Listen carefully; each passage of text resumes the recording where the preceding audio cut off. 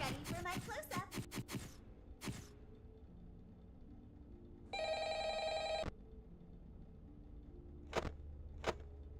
Uh-oh, how unfortunate. Uh-oh, how unfortunate.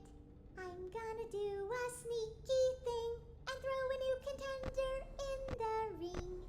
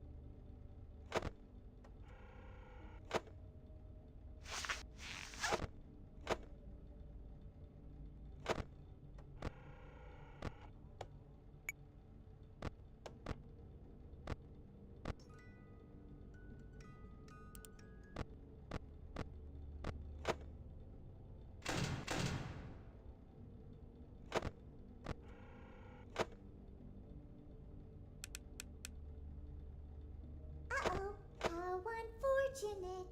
Uh-oh, how unfortunate.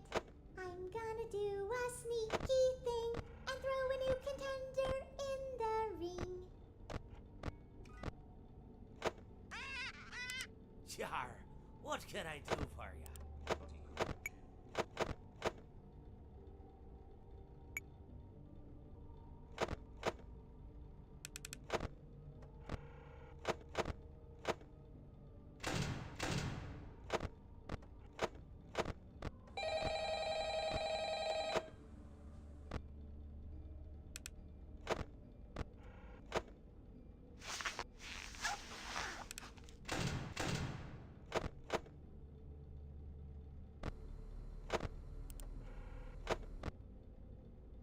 He promised them to never leave.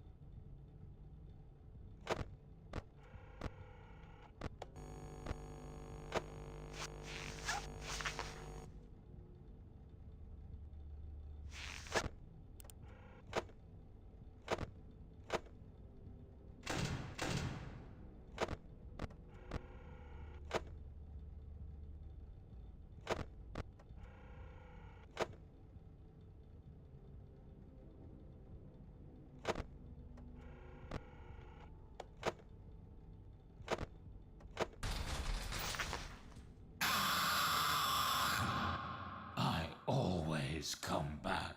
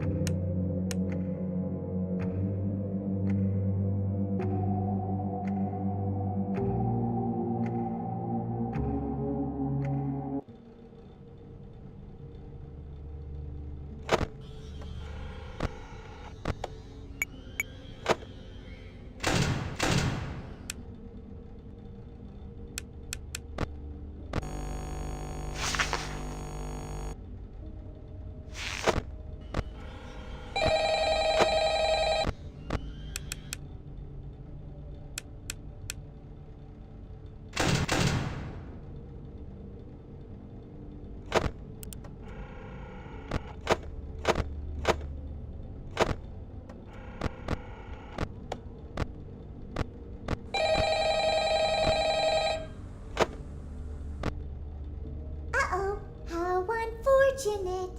Uh-oh, how unfortunate. I'm gonna do a sneaky thing and throw a new contender in the ring.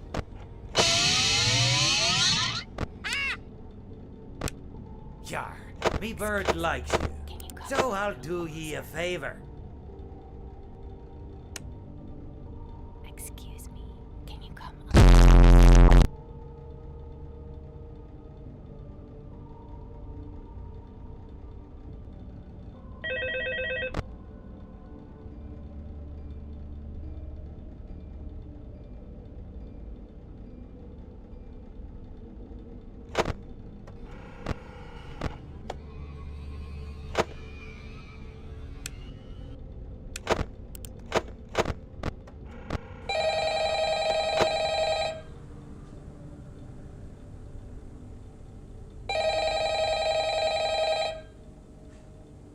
He promised them to never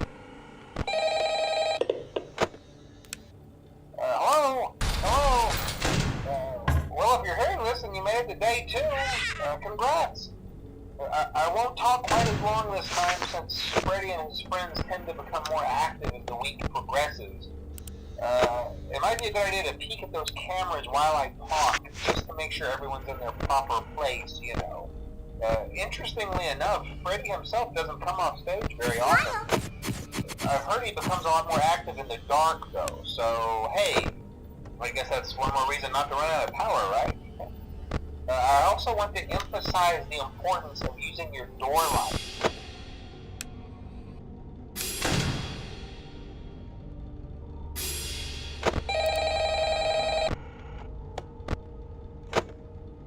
He promised them to never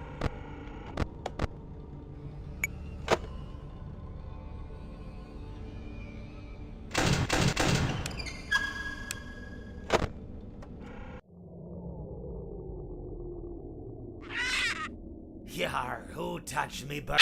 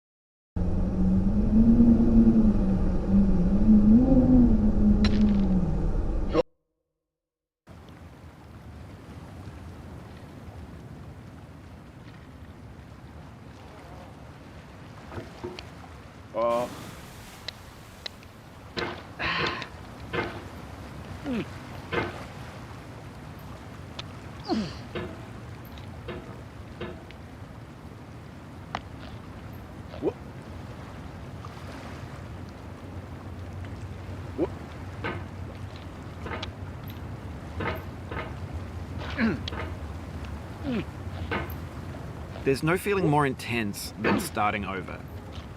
If you deleted your homework the day before it was due, as I have, or if you left your wallet at home and you have to go back after spending an hour in the commute. If you won some money at the casino and then put all your winnings on red but it came up black. If you got your best shirt dry cleaned before a wedding and then immediately dropped food on it. If you won an argument with a friend and then later discovered that they just returned to their original view. Starting over is harder than starting up. If you're not ready for that, like if you've already had a bad day, then what you're about to go through might be too much. Feel free to go away and come back. I'll be here. Alright, thanks for coming with me on this trip. I'll understand if you have to take a break at any point. Just find a safe place to stop and quit the game.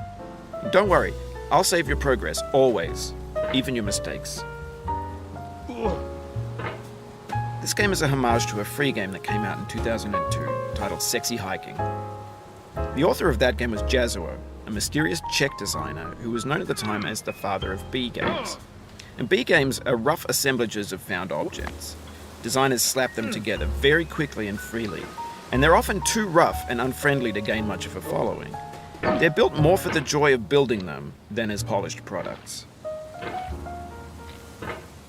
In a certain way, Sexy Hiking is the perfect embodiment of a B game. It's built almost entirely out of found and recycled parts, and it's one of the most unusual and unfriendly games of its time. In it, your task is simply to drag yourself up a mountain with a hammer. And that act of climbing, in the digital world or in real life, has certain essential properties that give the game its flavor. No amount of forward progress is guaranteed. Some cliffs are too sheer or too slippery. And the player is constantly, unremittingly in danger of falling and losing everything. Anyway, when you start Sexy Hiking, you're standing next to this dead tree that blocks the way to the entire rest of the game. It might take you an hour to get over that tree, and a lot of people never got past it. You prod and you poke at it, exploring the limits of your reach and your strength, trying to find a way up and over. And there's a sense of truth in that lack of compromise. Most obstacles in video game worlds are fake. You can be completely confident in your ability to get through them once you have the correct method or the correct equipment or just by spending enough time. In that sense, every pixelated obstacle in Sexy Hiking is real. The obstacles in Sexy Hiking are unyielding, and that makes the game uniquely frustrating. But I'm not sure Jazuo intended to make a frustrating game. The frustration is just essential to the act of climbing, and it's authentic to the process of building a game about climbing. A funny thing happened to me as I was building this mountain. I'd have an idea for a new obstacle, and I'd build it, test it, and it would usually turn out to be unreasonably hard. But I couldn't bring myself to make it easier. It already felt like my inability to get past the new obstacle was my fault as a player rather than as a builder. Imaginary mountains build themselves from our efforts to climb them, and it's our repeated attempts to reach the summit that turns those mountains into something real. When you're building a video game world, you're building with ideas, and that can be like working with quickset cement. You mold your ideas into a certain shape that can be played with, and in the process of playing with them, they begin to harden and set until they're immutable, like rock. And at that point, you can't change the world. Not without breaking it into pieces and starting fresh with new ideas. For years now, people have been predicting that games would soon be made out of prefabricated objects, bought in a store and assembled into a world. And for the most part, that hasn't happened, because the objects in the stores are trash. I don't mean they look bad or that they're badly made, although a lot of them are. I mean they're trash in the way that food becomes trash as soon as you put it in the sink. Things are made to be consumed and used in a certain context, and once the moment is gone, they transform into garbage. In the context of technology, those moments pass by in seconds. Over time, we've poured more and more refuse into this vast digital landfill that we call the internet. It now vastly outnumbers and outweighs the things that are fresh and untainted and unused. When everything around us is cultural trash, trash becomes the new medium, the lingua franca of the digital age. And you can build culture out of trash. But only trash culture. B games, B movies, B music, B philosophy. Maybe this is what digital culture is. A monstrous mountain of trash, the ash heap of creativity's fountain. A landfill with everything we ever thought of in it. Grand, infinite, and unsorted. There's 3D models of breakfast, Gen X's fanfic novels, scan magazines, green screen Shia LaBeouf, banned snuff scenes on LiveLeak. Facebook's got lifelike bots with unbranded adverts and candid shots of Kanye and Taylor Swift mashups, car crash epic failed GIFs, Russian dashcam vids, discussions of McRibs, discarded, forgotten, unrecycled, muddled, rotten, untitled.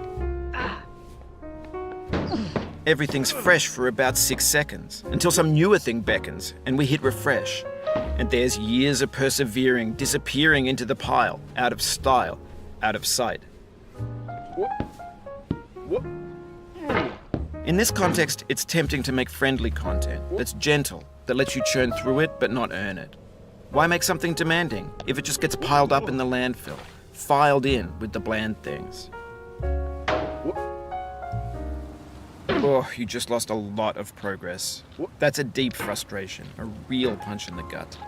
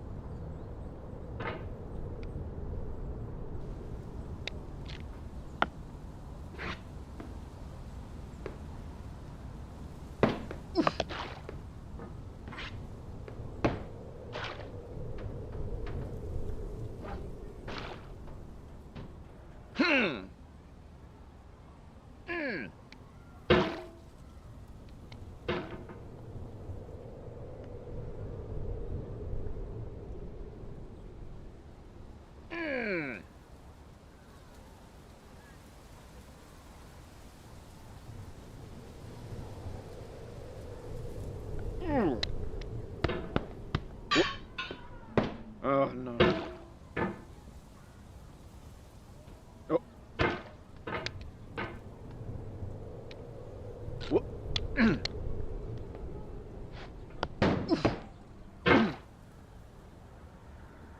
Whoop.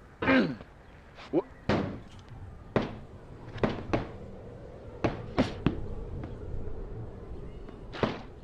Oh.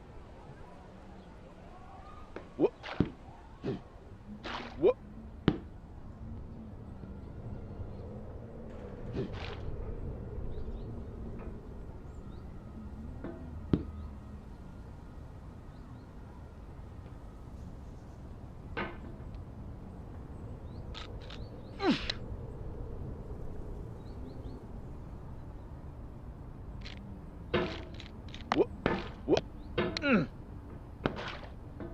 When games were new, they wanted a lot from you.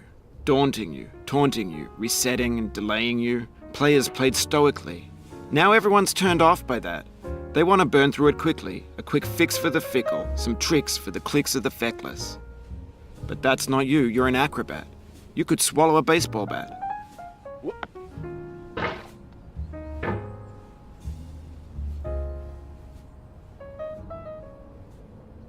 whoop.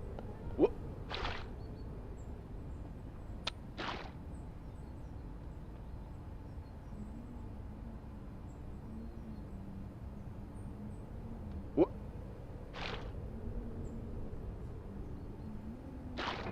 Whoop.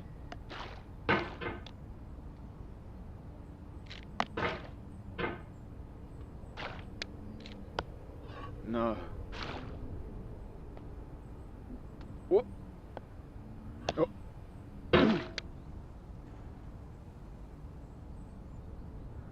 Whoop. Whoop. Whoop. Ugh.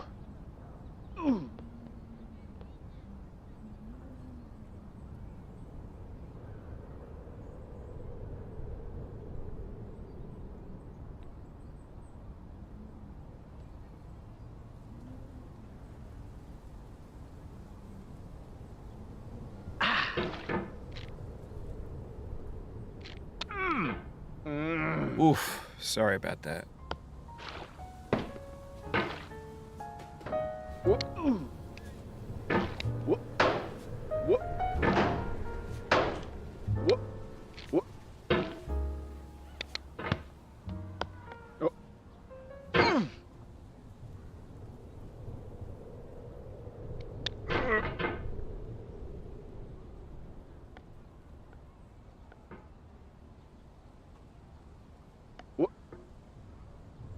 Whoop. Whoop. Whoop. Whoop.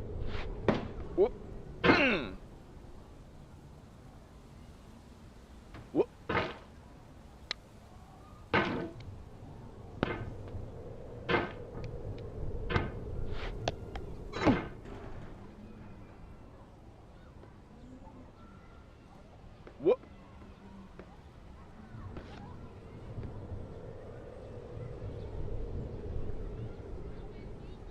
Whoop.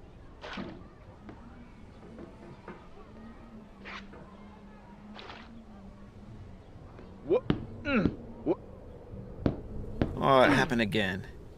Keep on trying. Don't let it get to you. Whoop.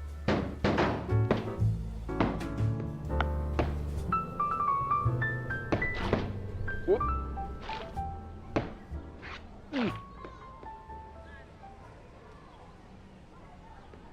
Whoop. Oh. This thing that we call failure is not the falling down, but the staying down. Whoop. Mary Pickford. Whoop. Whoop. Oh. Whoop. Whoop.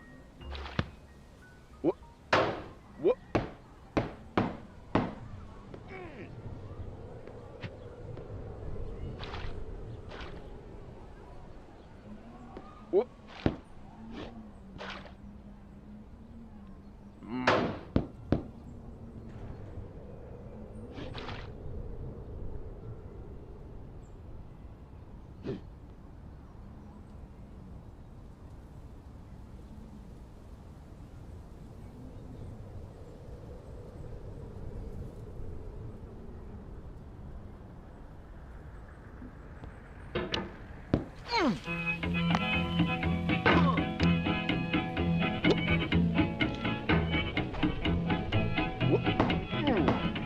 nasty over, boy.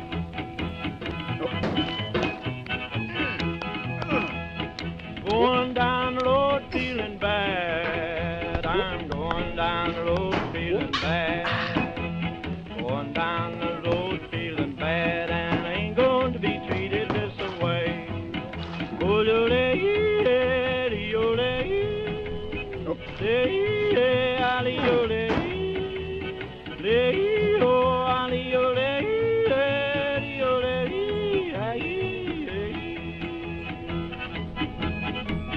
Play them blues there, boy, play 'em.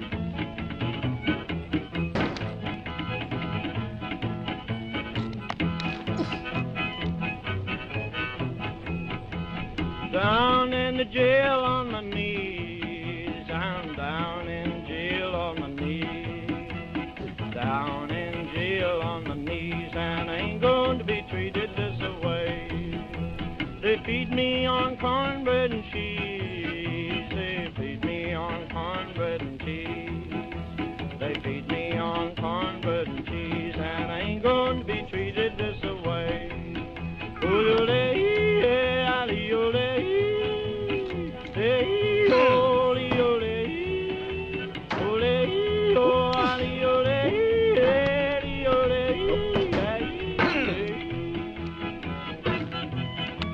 Let's go to town, boys. Hey, buddy. Oh, no.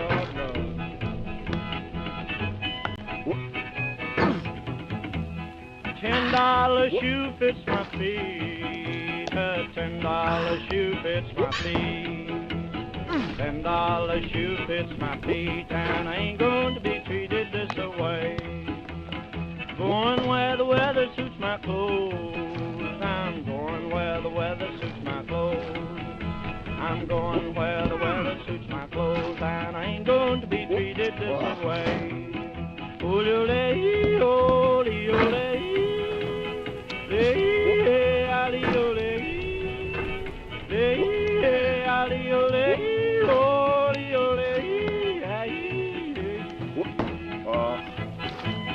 Turn down, boy, turn down. Hey!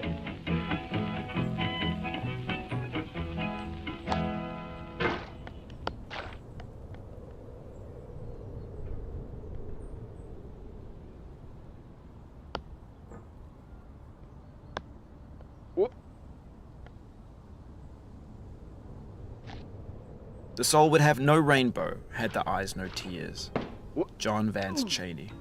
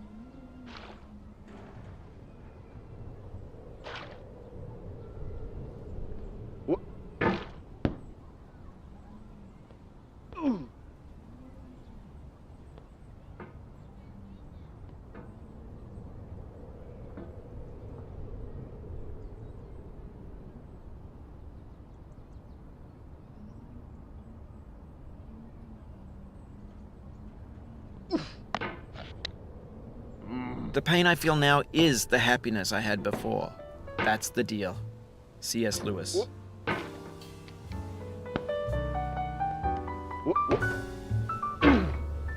I feel within me a peace above all earthly dignities, a still and quiet conscience. William Shakespeare.